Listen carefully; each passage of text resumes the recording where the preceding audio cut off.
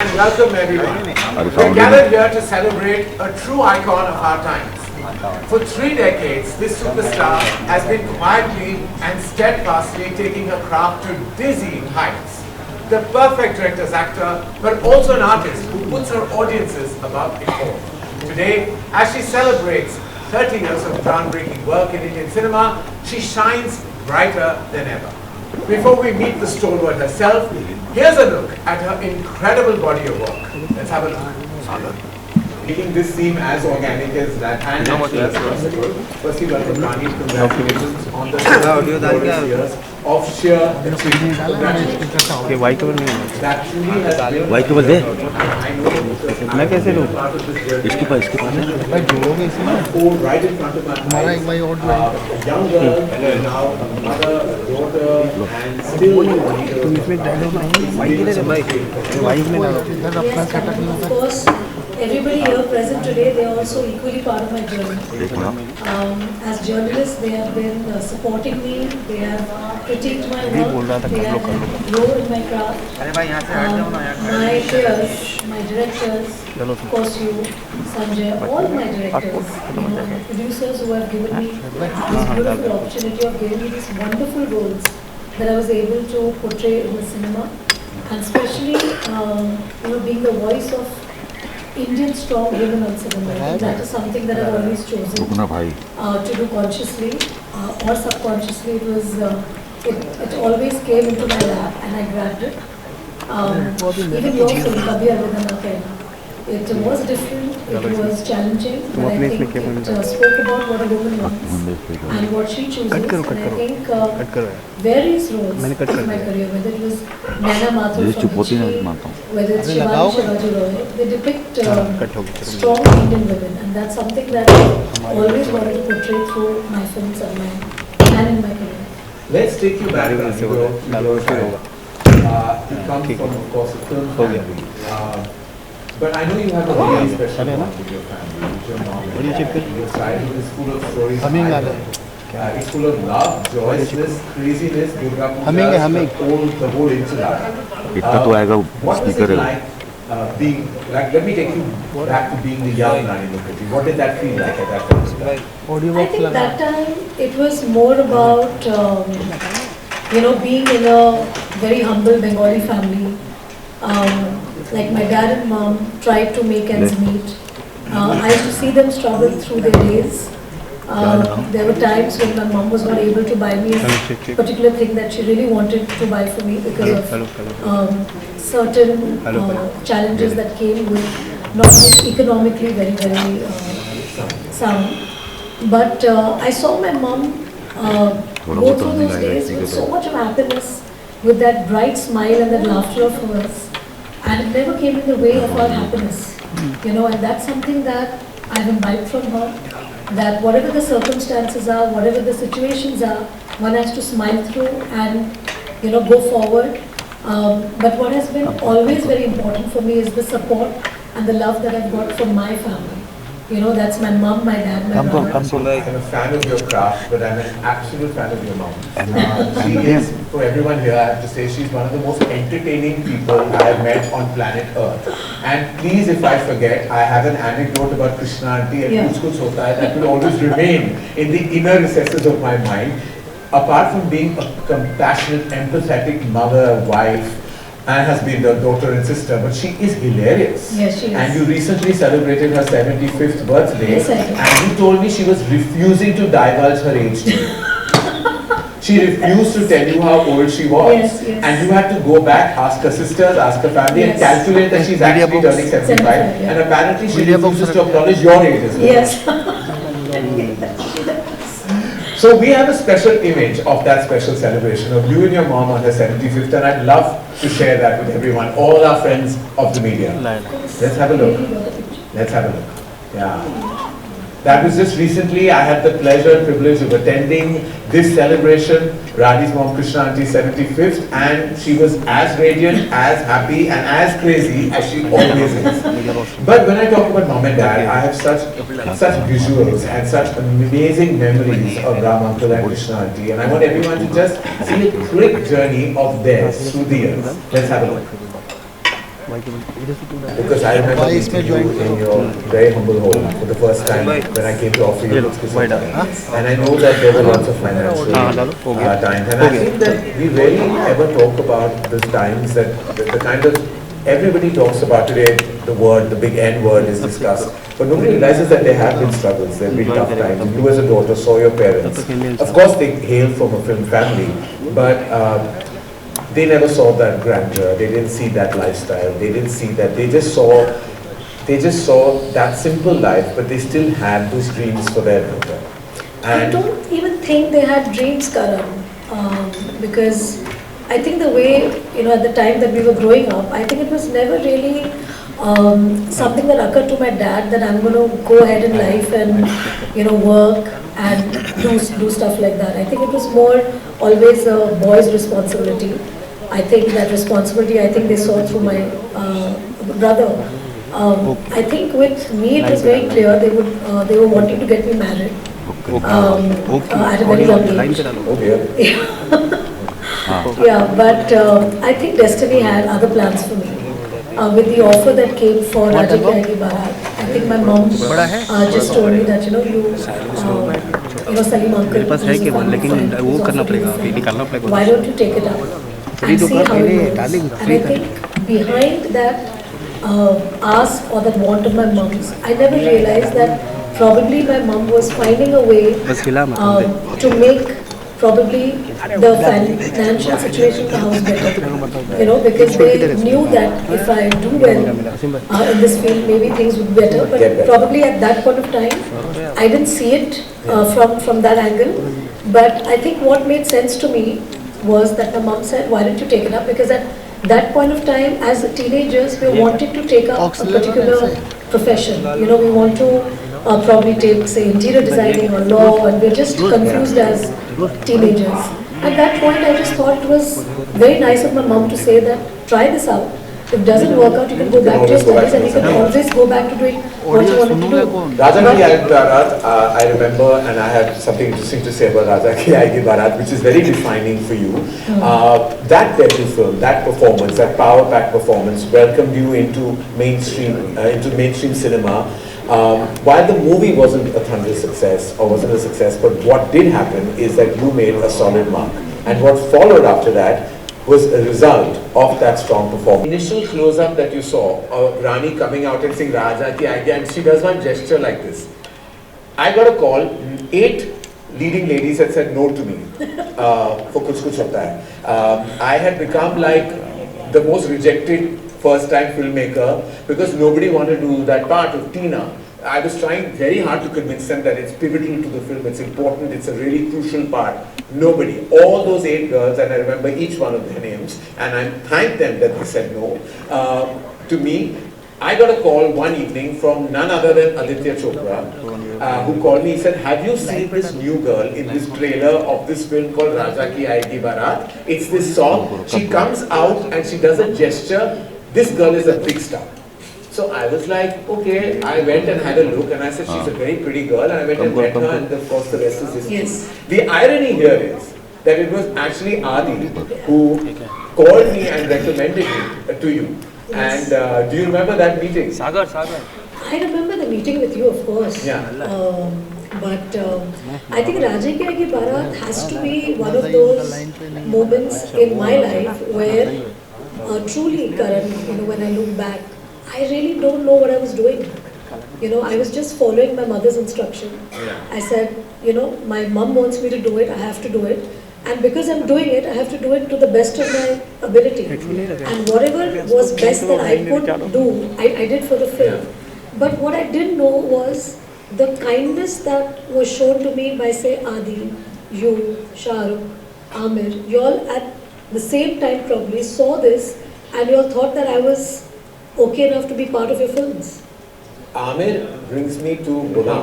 Yes. So what happened with Raja Ki Aayegi Barat? I of course saw this close up and I was thinking about, because I was still in the midst of being rejected. Yeah. So I was still like thinking that this could be my backup option. I'll get a few more rejections, but this is not about me. I remember Ghulam. and you got signed. And the one thing in your favor for me was that you had this big Amir Khan film, and no one realized then that that one song from that Amir Khan film and your presence in that film, and of course the film itself, is going to break ground and create and be the beginning of your stardom.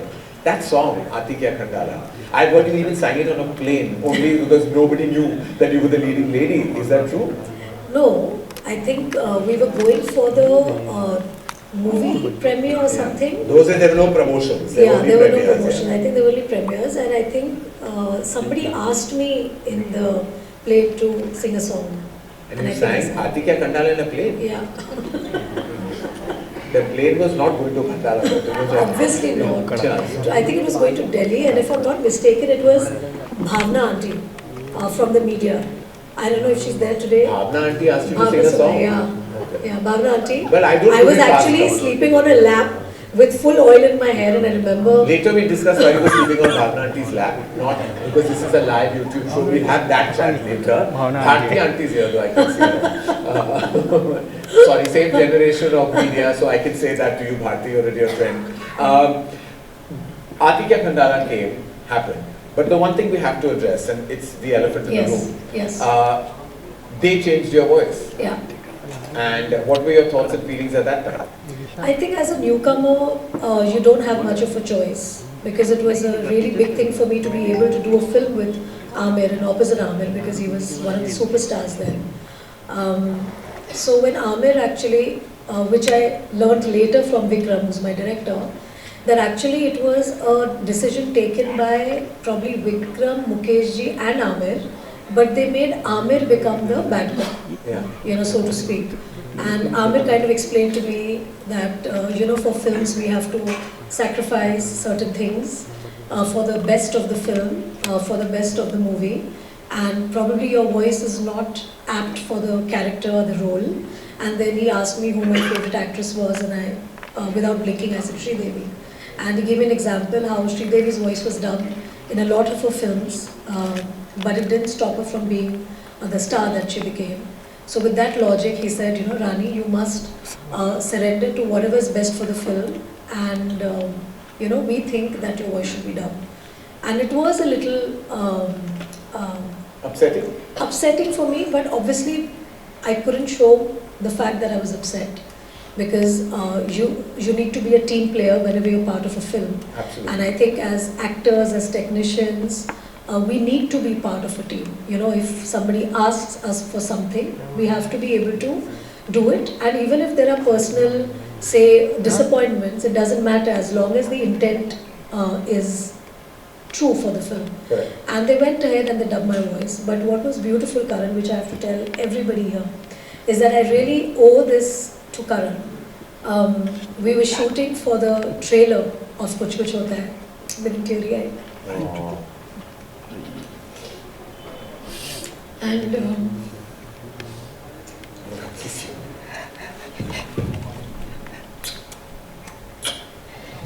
I remember that day. We were shooting just so that you can compose yourself, I just said it. There was a teaser at that time. Again, it was Aditya Chopra's idea. I think he's such a part of my entire journey, Rani's journey, consciously and subconsciously. He gave me the idea of that teaser where Rani is sitting with baby Anjali, and where she says, Aaj main tumhe, if anyone remembers, there was a teaser. In those days, there was no such thing as teasers, but we shot this teaser against blue screen. And I was on a swing. Or rather, it was just a blue screen because we didn't know what VFX was then. Yeah, and you made me wear a white churidar. As in I was the ghost over there as well. And when she says, "Aaj main tumhe ek kahani sunane wali hu," इस कहानी में एक लड़का है, लड़की है, दोनों लड़ते थे, झगड़ते थे, फिर भी एक दूसरे के best friends से. And then there was a line, फिर क्या हुआ? The guy, and she says, फिर कुछ कुछ हुआ. And that was the thing. And then you introduced Rahul and Anjali. Yeah. So I remember that shooting. You came up to me and you said, Rani, are the people dubbing your voice in Gulam? And I said, yeah. So he said, do you have a problem with dubbing, with your quintessential way of talking? And I said, no, I don't have a problem with dubbing. He said, did you dub your first film? I said, of course I dubbed my first film. So he said, I love your voice. The way you said it that time. And I still remember that clearly. He said, I love your voice and you will dub for my film. And thanks to you, Karan, that I was able to retain my voice. No, you have such a beautiful voice, and everyone knows that Rani Mukerji's distinct voice is one of the big parts of your amazing performances. And I never understood this. You know, my dad, I still remember we were sitting and we were got a call कि distributors बोल रहे हैं. Firstly, whatever that meant to me at that time, because distributors बोल रहे हैं कि voice बदलना चाहिए, because audience accept नहीं करे, ऐसा तो नहीं आई है, audience जानती नहीं है कि वो कौन है अभी, they're still settling into knowing her. What and my father also said कि क्या पागल बने हैं, we are not changing, किसी की आवाज क्यों बदले, like you know. And my father then gave me an anecdote. मुझे बोला गया था अमित जी की आवाज बदलो अपनी पद में, और देखो क्या हो गया, मैं नहीं बदलूंगा किसी की आवाज. No, but you know, we have gone on another tangent. You know, we are joking about it today, but your decision as a young filmmaker, it was your first film, and you could have easily be swayed with the pressure that came on you. But you stood your ground, and that's why he's Karan Johar. And he stood his ground, and he believed in my voice, he believed in me, and I got to retain my voice in all my films. And that began... Because if you hadn't Karan, a lot of my films, my voice would not be part of my... I think you were destined for the greatness that you have achieved, irrespective of a voice or no voice. It's those eyes, Rani, that no one can go beyond. And the fact that even today, and I'm taking a minor digression to say that fact that even today you keep evolving your craft speaks volumes of your understanding. And the one thing that I've noticed, one actor I saw do that was Sri Devi. When I remember seeing her after she came back after 15 years sabbatical, when she came, with English.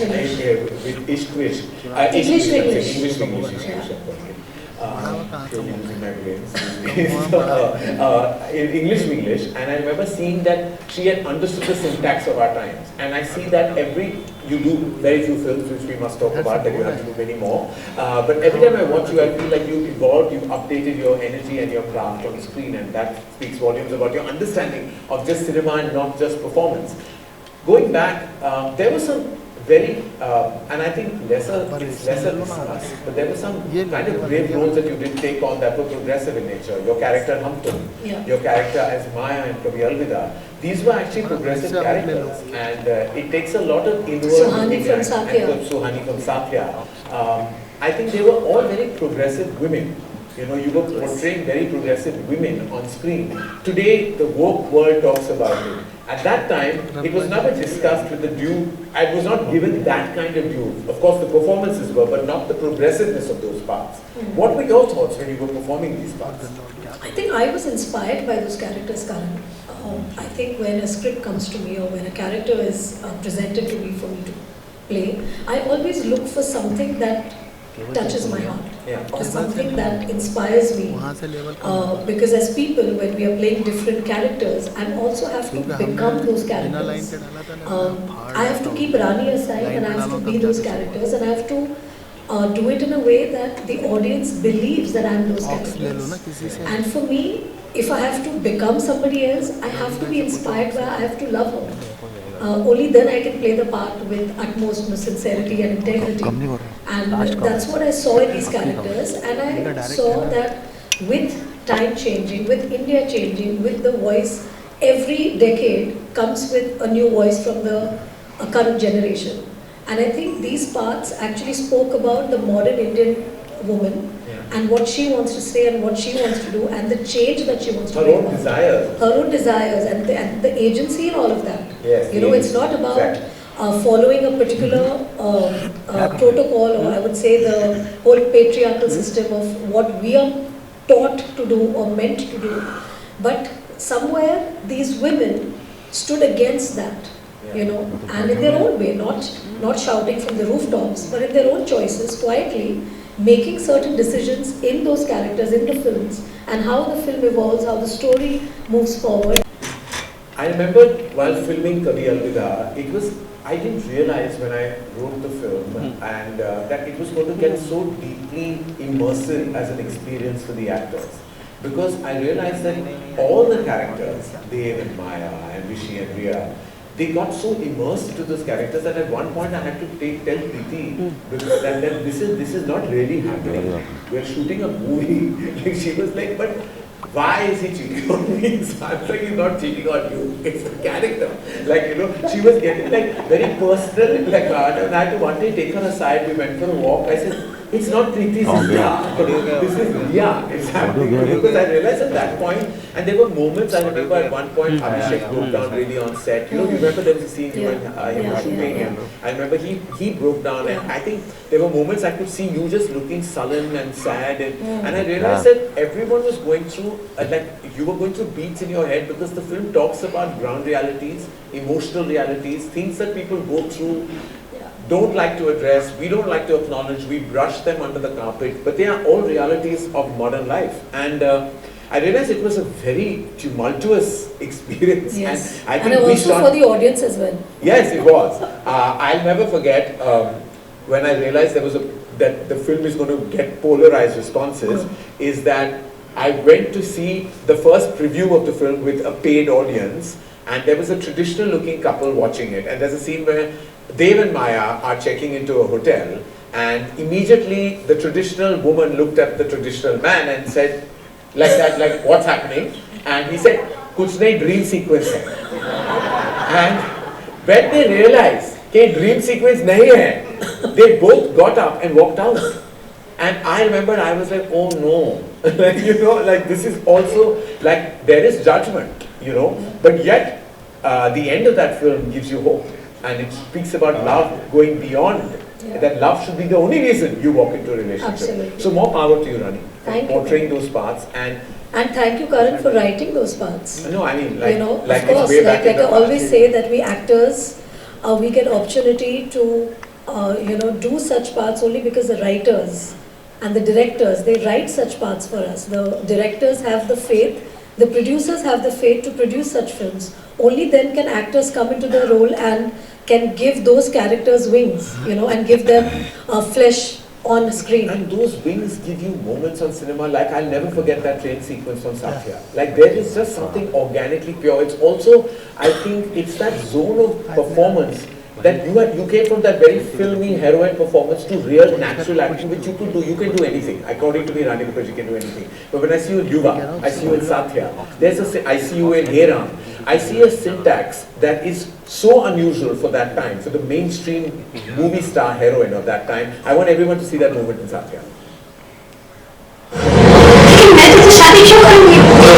Remember this day? Shooting the scene? Of course, What my happened? God, we were shooting all around Mumbai, in the trains, in marine lines. We used to catch the train from marine lines and then we used to go up and down, up and down. And it was amazing because as a student, because I'm born and brought up in Mumbai, I used to catch the locals a lot of times to go to town.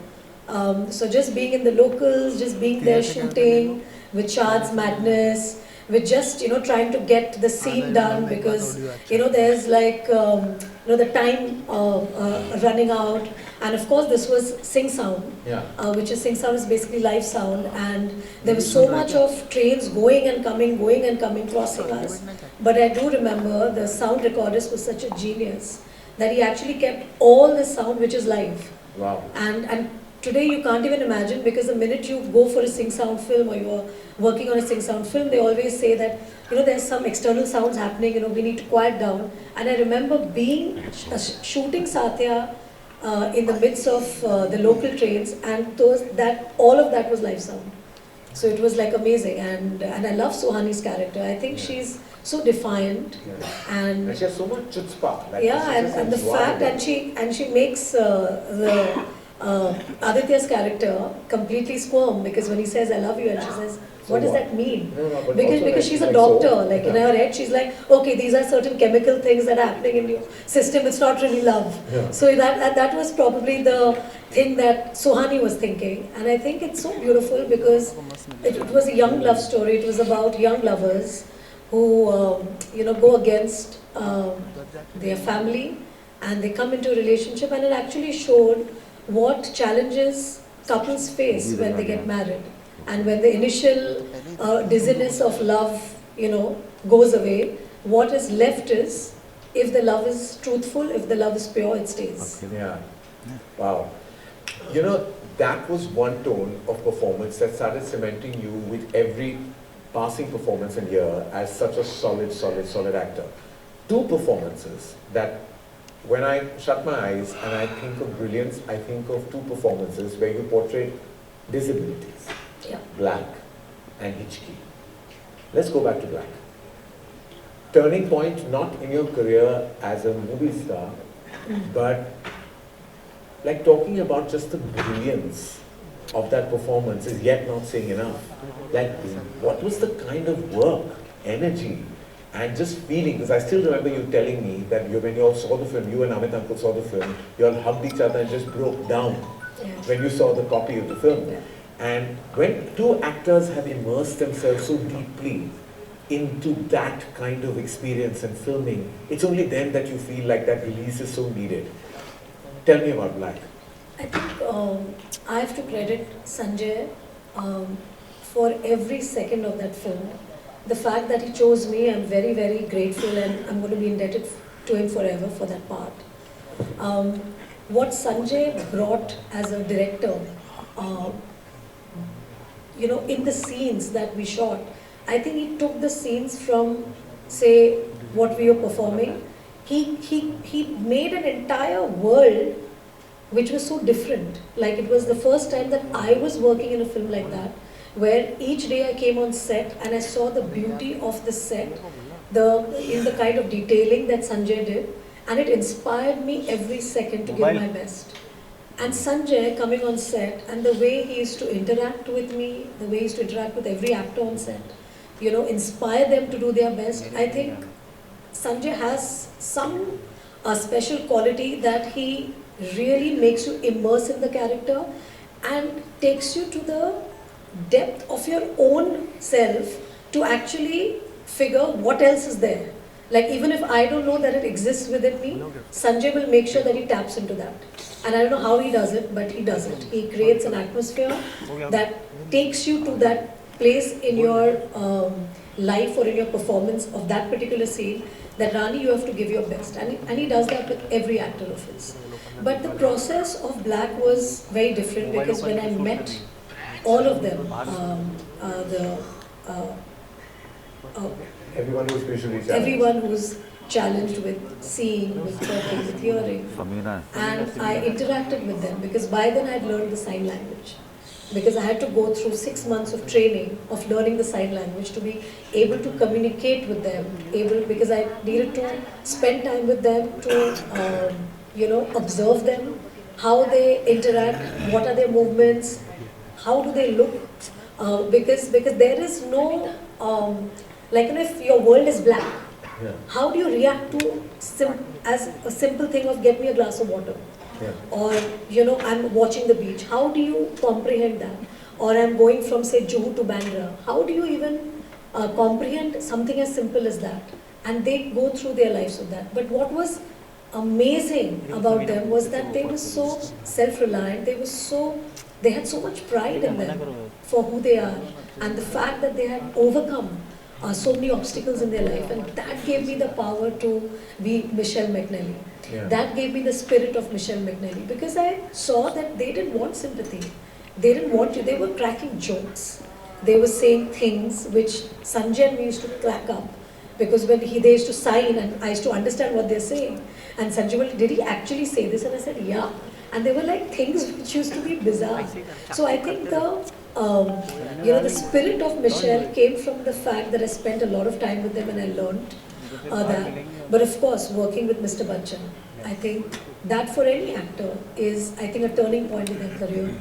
And especially Mr. Bachchan in a role like what he did as Devraj was something that was, I would say, a masterclass every day coming to set. And to watch Mr. Bachchan do his bit with Sanjay inspiring us day in and day out, I think that was, in my career, it's one of those magical films, or those moments that I felt extremely spiritual and grateful, because you suddenly start realizing in life that there is so much to be grateful. To be grateful of the fact that you have your 6 senses, you can see, you can hear, you can talk, you can walk, you can use your arms. Like, I used to have days where my arms used to hurt because I used to keep on learning how to do my sign language, and you require your arms for that. And I used to wonder that, oh my God, they have to sign through the day, because that's the only way they can communicate. So it was like a eye changer for me. It was like, my whole life, I became a different Rani then. And you think that all that truckload of work, that emotional investment, I'm sure Black didn't leave you for years after you even finished performing that part. Because a character like that doesn't leave you very easily. Of course, it increases your empathy level, it increases your ability to take on any character in the world. Did all that work that you put into Black also come in complete handy when you were performing the part for Hichki? Yes. Because that was Absolutely. another disability, Yes. Tourette's, that you Yes. were portraying. Yes. Totally different in Yeah. texture, in syntax, but also needs a lot of personal investment. Absolutely. And what was shocking for me is that at that point of time, hardly people knew about Tourette's. Yeah. Nobody knew, and I was like, really? People don't know about Tourette's? So for me, doing Hichki was also a reason where I wanted to tell people that this is something that people have, and they are living their lives with it. Because it was a book inspired by Brad Cohen, and he unfortunately couldn't come to India because I wanted to do a lot of research with him, because it was inspired by his book. But doing those Zoom calls with Brad and interacting with him and talking to him about his emotional journey from the time he was a kid, I think that made me understand that what people go through when people don't understand. People don't show empathy, people laugh at you, and how does one deal with it? And you need a lot of superpower from inside, strength, that resilience, to be able to fight that day in and day out. It's not like just once in a while it'll happen. It happens to you every day, and how do you go through life with that? So I think these are characters that have inspired me personally, for me as a person to be inspired by those characters, and I'm so happy that I could bring them to an audience and for them to watch and be inspired. Absolutely. Black and Hichki will always be tent-pole moments in your career. Let's have a look. I think it broke heart of all my fans. It broke my father's heart. It broke my mom's heart. I think the way I was and the way I've conducted my career, my life, from the time I was a teenager, I started off being an actor because my mom asked me to be an actor. And I realized that through the work that I could do, I could probably give my parents a better life and see them happy and comfortable. And that was my dream for a few years, that I kept working in films. Then when I realized that this is a serious profession, and I used to get fan mails, that time there was no social media. We would only get to know through fan mails, and through my fan mails I realized how important my fans believe in my work, and how important it is for me to give them back what they want from me, and I need to do better films, better roles, better performances, and that's when I started understanding the seriousness of the profession. And when I started doing that, I think I had my blinkers on like a horse, and what I saw was just moving ahead, wanting to make my audiences happy, wanting to do the best for my films and make my directors happy because they are my first audience. And that was something that I kept doing with or without awards, because my goal was not to win an award so that it makes me happy today. I think winning awards is more about the recognition that the entire team of that film gets. Because if you are recognized, the team feels elated, the audience feels elated. But as an actor, I have to constantly keep working. But it hurts. It does hurt, but it doesn't become a criteria to... Specifically because that year Mr. Bachchan and Sanjay won. Yes. And everyone felt, not just the fraternity, the audience space, everyone. Sometimes it's not in anyone's control, of course. Awards are... But Karan, I think it's good that it happened, because Why would you say that? very earlier on in my life, I realized that even after you do your best work, you might not get the recognition that you deserve. And probably somebody else's performance is better than yours. Yes. And you have to keep striving for the best. You have to keep working hard. You have to keep doing your best. Yeah. And for me, my audience, and I would really, really thank them from the bottom of my heart, Karan, because from the time, because I've literally grown up. These 3 decades is literally me growing up from being a 17-year-old to being 47 today. I've literally grown up in cinema. Don't say that, your mom will be unhappy. You're not meant to divulge your age, Rani, so openly like this. So these 3 decades, my audiences have accepted me in every phase of my life. They saw me as a teenager, they saw me becoming a young girl, a woman, a wife, a mother, and nothing has come in the way of my audience to believing in my work and appreciating my work. They have helped me shatter the, the glass ceiling, as they say. We don't shatter those ceilings. It's our audience that helps us shatter those glass ceilings because they accept us in those roles. They accept us in every phase of our life. And I can only thank them for that they see me, they see my character, they don't see what I am doing personally in my life. Because for the actors, it never comes in the way of the actors. Yeah. It's always questioned. The women are always judged, and I'm happy that my audience has not judged my personal life. No, they never have and they never will, and it's that belief that the audiences have. You didn't just shatter the ceiling, you reached the ceiling with your performance in Mrs. Chatterjee versus Norway, and that won you your first national award. I know we could call it delayed gratification, but it was a big moment. Specifically, not just being your first, you won it in the same year as Shah Rukh. I was there in the same room, and I felt for all of us, it was like the coming together of the Kuch Kuch Hota Hai trio, all winning national awards. To me, it was one of the most emotional moments of my life. Really, it felt so, and seeing you win that award, it made me feel so proud. What did it feel like for you? And that performance, before we talk about the national award and your first win, that film, I remember you showing me the film in the closed room of an edit room at MA Entertainment. I was watching it, you wanted me to see it.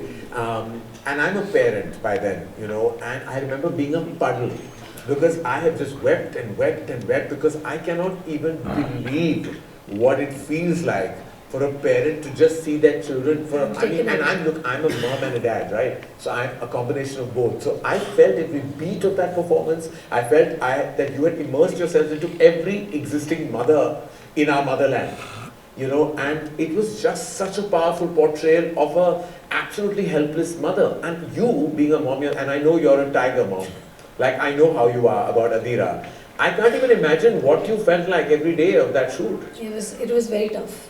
And the only person who I placed in that, in Devika was my mom. Because that's the other Bengal tigress who I know. Yeah. And my mom was she has lived her entire life because of my brother and me. The way she dotes on us. Even after my dad passing away, I think what keeps her going every day is the love that she has for us. Yeah. And I just had to have her in mind because she's the closest person who I know who could be raised in Calcutta, and she was raised in Calcutta, and she got married at the age of 20 to my dad, and she came to Mumbai and she made her life here. So she was the closest person who I could think of, her dialect, because even today, when my mom speaks in English or Hindi, she sounds Bengali. Yeah. There's a lot of Bengaliness in her. And I thought that Devika, being this true Bengali person from Calcutta, moving to Norway to make a family, she reminded me of my mom. And I just imagined if that had happened to my mom, how would my mom be? She would just lose the marbles. She would just go crazy. So I think putting myself in that place, I think would be a bit too much because I think I wouldn't be able to perform. Yeah. Because I think that's too deep. So you modeled your performance on your mom? So I modeled my performance on my mom. And the way my mom would react to those situations. Well, I can only imagine if that hasn't happened, but what Krishna Aunty would do even today. Leave alone, take a child away from her. I think take a child even from one bedroom to another, I can imagine her going crazy. Yeah. But I want everyone to have a look. Mrs. Chatterjee versus Norway, what a performance. Today, I don't say words. I remember once, we've had many candid chats, Rani and me, and Rani and I, I remember saying that Aditya Chopra, who I think is a visionary, a maverick, and probably the first visionary of modern times in Indian cinema, of creating this studio we're all in right now. My teacher, my guide, my everything is your husband, and for him, for that I will be eternally grateful. He's the reason I'm even doing this interview with you today. The irony of that, I will not be lost on me at all. I remember asking you, Rani, he has a spy verse, he has a doom verse. When are you in his universe? And you turned around and you said, darling, I have my own. And you were absolutely right. Mardaani is your female-led cop verse of your own. It's the first, I think this needs a huge round of applause because we talk about all the other universes. We talk about the Singham verse and we talk about the spy verse, the comedy horror verse. But you have been leading a female cop verse. This is part 3, which is releasing on the 30th of Jan this month. And you've led it silently, strongly, never owned it and never made a big deal about it. But the part 3, in these times, which is so led by testosterone and alpha male energy, you've been showing that in this verse forever. Before we talk about it, we have to see that one thappad scene and then we talk about Mardaani. 1, 2 and 3.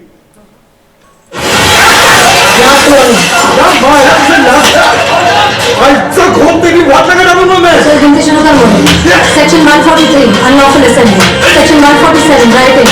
Section 132, abatement of mutiny. Section 504, intentional insult. Section 353, assault or criminal force to deter public servant from discharge of duty. और किसी को law सीख रहा है?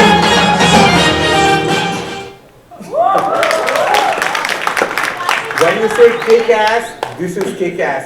Rani, what something tells me that this is what you want to do on a daily basis to many people. Like, I think this is a vicarious character for you because I can tell that Rani really genuinely wants to go and slap many people, like on a daily basis. I know it. I can feel it in your aura and your DNA. Tell me that Shivani is really actually the closest to you. Yeah. Empowered, manic, on a hunt, like a crazy tigress. If anyone defines Rani Mukerji, it is this character of Mardaani. Am I right or am I right? You are right, darling. And you will only be right because you know too well. Yeah, because when you were slapping, I said, इतनी खुशी रानी मुखर्जी को set पे कभी नहीं हुई होगी, barring on this moment. No, I don't want to lie. I feel very bad when I have to slap an actor. You are right. No. Not this actor, poor fellow. Yeah. I really want to know, did you really slap him all those times or it was like that? No. Pradeep Da wanted me to slap. And I kept telling Pradeep, Pradeep, थोड़ा cheating कर लो. Pradeep Da said, no, I love you, Dada, wherever you are. And I really miss him. But yeah, but Dada he was... would never turn around and say कि थप्पड़ से डर नहीं लगता. No, and he, in fact, I was going on apologizing to him when I was slapping him. And he said, नहीं, आप चिंता मत करो, मैंने अपनी wife को बोला है कि रानी मुखर्जी ने मुझे थप्पड़ मारा है. So I was like, okay then. Maybe he's got a few at home also. So he had come reversed. God, but Dada was clear that I had to connect. But talk Mardaani.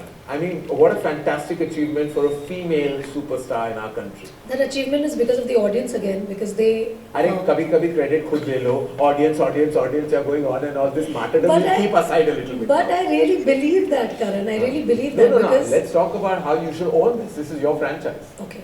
I think let's talk about how Mardaani came into being. Right. I think we all remember the Nirbhaya case. Yes. And how it shook us all as a nation. Exactly. I think the sheer audacity in which the crime was committed, you know, it really made us angry, and in our homes we were feeling the angst, we felt the pain that the child and the mother and the family went through. And it was shocking to us because before that, a crime like this wasn't probably spoken about on media so openly. You know, it was the first time that we got to know about a gruesome crime like that, and it really it was traumatized. Like, we were all traumatized by it.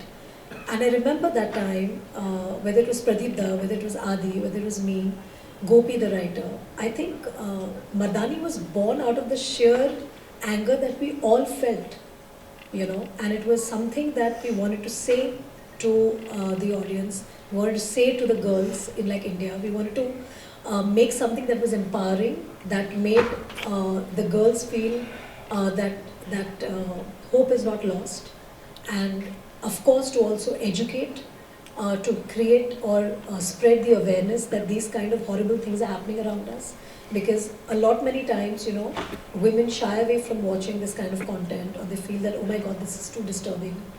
But I think it was so important to spread the message of awareness, you know, and to protect, because the more conversations we have about these things, the more people get aware of these kind of crimes, because it takes that one wrong time for something bad to happen or something untoward to happen to a person. And I think Mardaani was born out of that rage. And I do feel that rage even today, because the conversation from 2012 to 2026 hasn't changed. we still talk about women's safety, we still talk about the crimes that are being committed, and it's only getting worse. So where does that lead us as a nation? You know, collectively, I think it's our duty, moral duty, to keep conversing about these things, talk about women's safety, and I think a lot has happened since then. You know, there have been bad touch, good touch, conversations that have started in school. There have been these squads that have started with all the police, whether it's the Nirbhaya squad or the Damini squad. And also helplines, immediate. A lot of helplines have been introduced. So I think the more we talk, the more we make people aware, the more conversations like this will happen. And I always want to be the person who wants to champion this cause, because I feel that as much as we do is not enough. And as an artist, I can only express my anger or my grief or my sadness through these parts. And the other thing, give hope, empower the women. And when I take lead and when I take charge, I want the girls to believe that they can too. You know, ironically, Rani, in the 80s, in the south there was Vijay Shanti, there was Zakhmi Aurat, there was Phool Bane Angare and Kundari Mang Rekha Ji. There were so many progressive movies made about empowered women in the 80s. We kind of lost track of that till Mardaani happened. And I'm so glad, because I think it opens doors. Even in our studio, in Yashra Studios here, there is Alpha coming, which is led by a woman again. Yes. And I think Mardaani opened many doors of achievement for acting, for women actors in our country. Because it's important that they are front and center, because they are solid performers, they're actors, and in many ways Mardaani has contributed to that. And congratulations. And each time, not only have you raised an important topic, but it is done not just with a mainstream lens, not just with a absolutely commercial venture lens, but also with an important message. And I think that comes because that's your personal belief system as well. Absolutely. And also, Karan, I do believe that, you know, we as this generation that's coming now, I think we should stop putting labels, you know, because this whole female-oriented film, I think we should stop that chatter, and we should just call a film a good film or a bad film. Yeah. Because, you know, the more we keep talking about that, it just defeats the purpose on which we keep harping on, that we don't want to let this happen, and we keep doing the same thing. You know, when we are writing a thing also, we should stop calling it a female-led film. It should just be a film. A film, right. You know, because it's about a story, and either people like the story or they don't like the story. They like the content or they don't like the content. But this constant pressure of it being a female-led or a male-led film, it just is very tiring. And I think the Gen Z or the Gen Alpha generation, they have to start making that difference. Oh, they are already starting. Yes. I think that kind of awareness is building. Yes. Mardaani is a special film. It is the third part of this hugely successful franchise led by you. It releases at a theatre near all of us on the 30th of Jan. Let's have a look at the trailer. 1, 2, 3, 4. Because it's a part of the franchise, but because the topic is so essential, the messaging is so important. And I hope it empowers everybody to take up these issues, not just in cinema and storytelling, but also proactively in our day-to-day existence and life. Yeah, absolutely. Day-to-day life reminds me and takes me to your day-to-day life. I think it's very essential. We've talked about all your career achievements, the legacy of 30 years, Grand Rani Mukerji and what she's brought to the table. But at home I've seen what Rani is, as a daughter, as a wife, and as a mother. Now, you are married to a myth. Conjecture about him not even existing. Though fortunately we do know he does. We've had the pleasure and privilege of actually spending time with him. I'm not sure he will appreciate this question, so you can skip to the good part, which is the next one. Because what is it like being partners with Aditya Chopra? I think, Adi, you have known him before me. You know how simple he is in terms of he likes to be really basic in his life every day, and I think that that is something that has endeared him. Like, it's very endearing quality that he has, and that's something that I was drawn to because I come from a very humble and simple background, and the qualities that he had, the way he respected his parents, the way he went about his daily life. I think that is something that really attracted me to him, so to say, because he didn't come with any, any baggage of being Yash Chopra's son. He didn't come with any baggage of being who he is, a very, very prolific filmmaker, being Aditya Chopra himself. He's really, really very simple. And I think that is what, because if he had even an iota of ego or any iota of air around him, I don't think I would have ever fallen for him. So that's something that I deeply appreciate about him, that he lets me be who I am, because he's so basic and simple. And I think it was meant to be, because when I see him with my daughter, it reminds me of my days with my dad. He reminds me a lot of how my dad used to be. And the kind of time he spends with my daughter, with our daughter, and the way he is with my family, I think that makes me very happy, because it's very important when your husband also respects your family, your friends, and I think Adi has always accepted them with a lot of love, and he lets me do what I want to do. I don't know, he may let you do what you have to do, but I am petrified of him. Because I remember his paranoia of no image getting out, of him not wanting to be at your house, because he used to say, I'm not coming to your house, press hoga niche, and I was like, yeah, press nahi hai. So like he's just so hyper. I remember when you all were getting married, and I was one of the 18 people at the wedding, and he turned on and told me that if the wedding information leaks, it will be only because of you, as in me. Because others don't know anybody else. You're the only person who has access to the outside world. Remember, if any trickle of information that leaks, it will be your fault. And I will never forget how stressed I was, because I remember 2 States was releasing, and I had to tell everyone I'm leaving to go out, and everybody felt I was being insensitive to 2 States. Why am I going on the release day of a film that is so close to my heart, a film that is a Dharma production film? I'm leaving. I said I'm going, I have an event in... My wedding was 2 states. Yeah, it was 2 states. 2 states you're going to I was going from 2 states to the other, and I remember I was lying through my teeth to everybody, and I told everyone I'm going to Manchester. And the first thing I do is I bump into Dabbu uncle, Chimpu and Chintu uncle at the lounge. And there's a car ja raha hai, and I was at the wedding was actually in Italy, so I was saying मैं Manchester जा रहा हूँ. So Chintu uncle has done a Spanish Inquisition. Manchester को planes जाते हैं, कब जाते हैं, कैसे connection जाते हैं, कौन से transit से जाते हैं, कौन से terminal से जाते हैं. And I was like, I'm lying. And then finally they've come at the lounge and they were going somewhere else, and they said your flight to Italy. And he said, तू तो Italy नहीं जा रहा, तू तो Manchester, तूने झूठ क्यों बोला? And I was like, oh God, like I was so stressed, And I remember this is all because of the hyperness that I have, because I'm petrified of your husband, and I still am. Even now, I know you have nothing to do with it, but even now when he calls me and he says Karan Johar, I know I'm going to get fired. He says my full name only when he has to reprimand me, and I'm 53 and I still, he does, and I know that, and if I get reprimanded by anyone, it is your husband. So I'm like, I had to talk about him because he's the other elephant in the room that we have to discuss. But you spoke about yourself, about being, I have to say that your daughter is just an angel, and I'm so glad that my twins and her have an equation of their own. I think these are legacy friendships.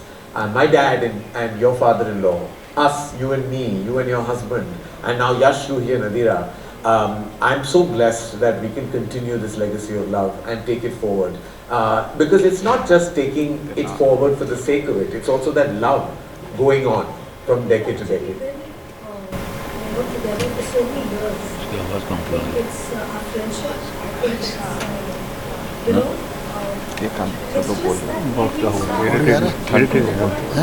each other in our careers, in our personal lives, and to yet be friends, I think, actually was to And I know how much you love your daughter, and I have a little surprise for you.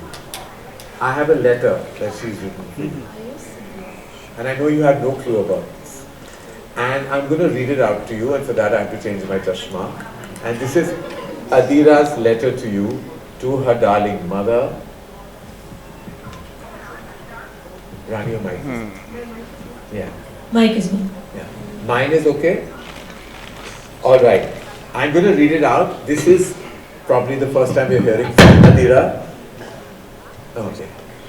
Hello, Mama. First of all, I just want to say how much I love you. You're the best mother in the world. We have shared countless memories together, joyful, tearful, and of course funny. There are some qualities I like about you, some qualities I don't, and some qualities I've inherited from you. Some qualities I've got from you are my acting, dancing, and painting skills. One quality I don't like about you, but have got from you, is your short temper. We might be a bit different, like how you like bold colors and I like pastels. But at the same time, we are quite similar in many ways. Like our looks, she's gorgeous. That's my traits, habits, and skills. There are also some qualities that I have, but you don't have, like my school math skills. When I grew up, I hope to be kind, confident, loving, intelligent, and stylish, just like you. Setting everything aside, we are of the same blood, we are mother and daughter, and will have an everlasting bond forever. I love you so much, Mama. Love, your favorite, your beloved daughter, Adira.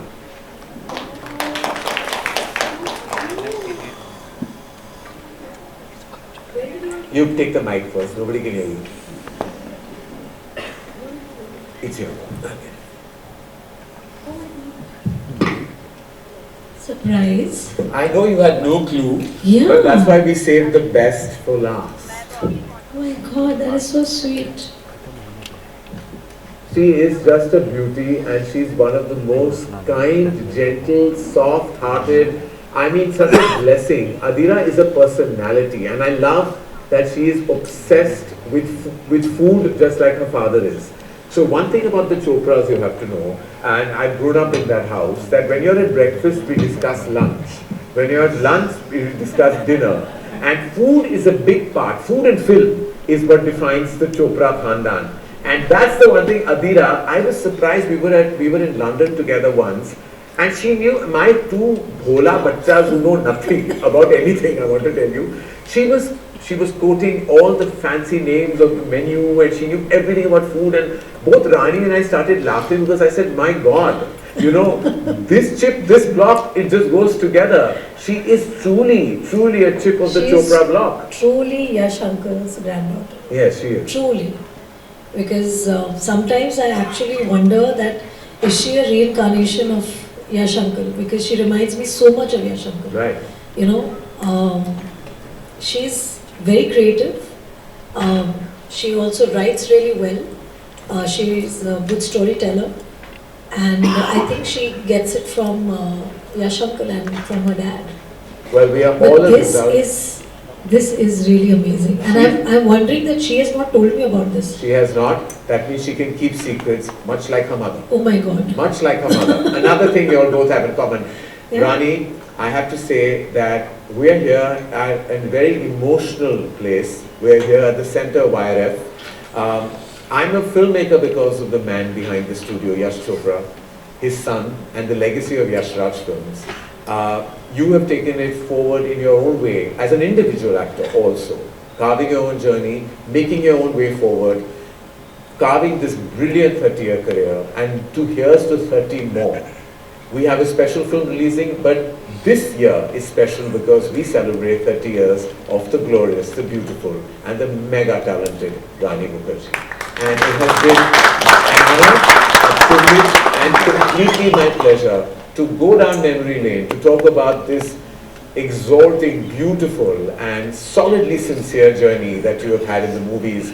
I just have one request from your fans, who you love and adore, is just make many, many more movies. We need to see more of you on celluloid, because every time you come, you sparkle.